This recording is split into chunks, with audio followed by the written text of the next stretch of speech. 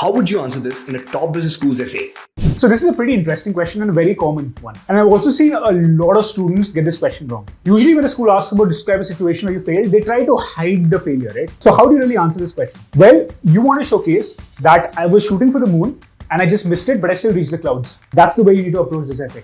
You have to talk about a big project, and I mean a big project, where you were really actually at work. Maybe you were doing a multi-million-dollar deal, right? Or maybe you were working on a campaign which had huge repercussions of reaching millions of people.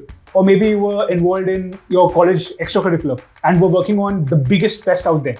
And while you were doing some amazing stuff out there, you made a mistake. Right? This mistake could be not planning properly, not delegating effectively, not prioritizing things as such, right? And then through that mistake, while you're able to do a decent job, and you need to quantify that impact, right? Maybe you were aiming for 10,000 footfall, but you got just 5,000 as such, right? Which is still better than the record of 2,000 last time. Or maybe you weren't able to crack that multi-million-dollar deal, but that learning helped you crack 3 more deals down the line. So if you look at it, it's not really a failure in its true sense, right? You of course missed on what your goal was, but you had learnings which you actually implemented to improve the next project. Or you missed that particular mark, but were able to gain something at least which was 70% of that mark, which is still a big achievement on its own. Now that's the way to craft this essay. Really showcasing a big project, showcasing the work you did, having realization that, okay, because of this problem, I missed out on it.